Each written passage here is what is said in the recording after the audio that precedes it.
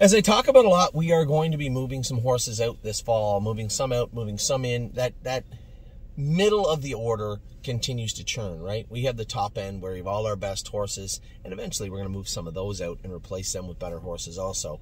And then you have that middle of the order that always has to stay strong as we can, right? The ones that we bring in that fit the numbers of 1, 2, 3 that end up doing very, very well, you know, a Sliver of Fashion, that type of horse. That we've brought in, that, you know, Halakai and Cupid Express, that have really played a major role shoring up that middle of the order. And then you have the bottom of the order that have either slipped down or hopefully on their way up, that we're always keeping our eye on. Some of those horses move also throughout the fall. So I want to talk about, I entered 5 horses in the Ohio sale. I entered 3 horses in Harrisburg. Now the 3 in Harrisburg are simple.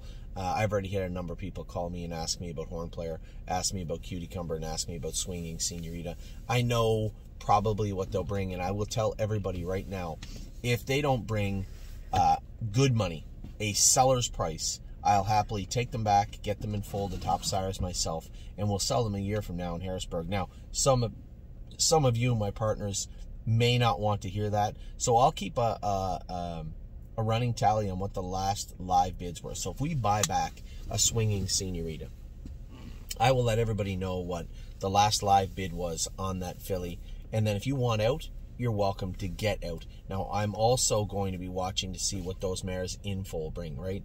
There are some first either mares that were in full for the first time that people are selling that are now 4, or I guess 3, some of them, or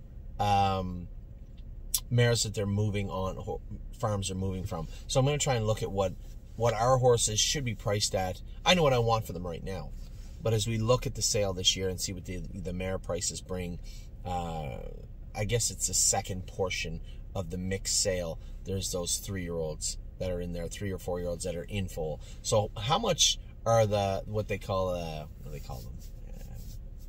Fabulous fillies. How much do they bring? Swinging Senoritas in that group. How much have the mares in full brought already? I think they sell before the Fabulous Fillies section, and that should give us a pretty good idea of what those horses are worth. Horn Player, big, strong, beautiful mare. She's the type of horse you want to sell in an on-site situation where you can walk up and look at her, because she is an absolute knockout. So is Cutie Cumber. I know what their families are like. I know what their siblings went for. I know what the families. I've looked at, you know, the sister of Cutie Cumber had a foal. What did that thing bring?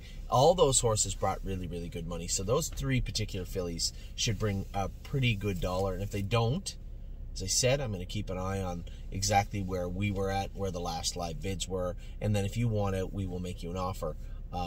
We will happily make you an offer on that filly and move on. We will get those horses in full to top sires and sell them in full if we have to.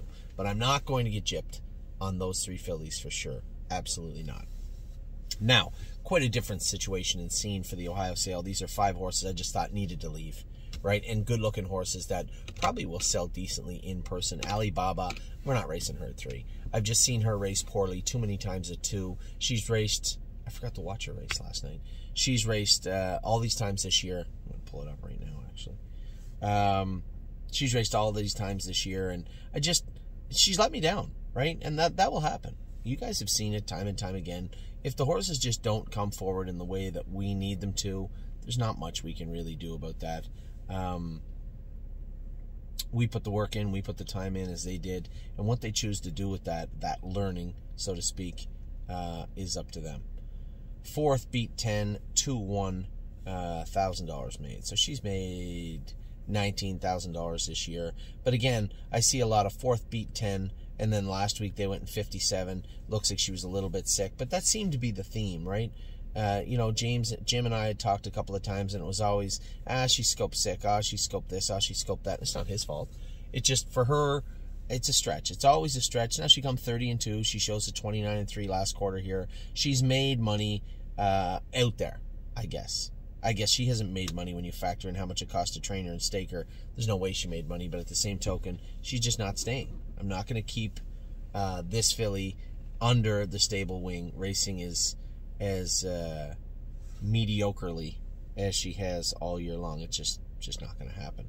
So Alibaba is in the sale in November. How the hell? I can't protect him forever. I love this horse. I think he's going to be a nice racehorse as he continues to stay sound and get his head back screwed on straight. I think he's going to be a nice horse. It just, I can't keep protecting him, so we put him in the sale. Cash Deals is in the sale also. She get injured. She should be rehabbed and ready to start back when the sale starts, and that is exactly what I expect from her.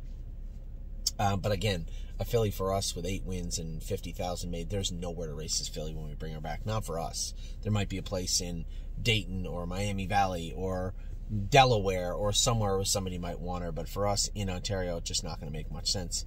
HL Blue, for obvious reasons, this guy has been just a disaster since we purchased him, but that is the way it is. Sometimes we can't do much about that. And then the 5th horse is Renegade Gypsy, obviously a standout in this group. Probably will be a very highly regarded and looked upon horse. Really should play that giant fish in a tiny pond type situation, and we should get decent money for him. Again, I'm not going to give him away. I know what he's worth.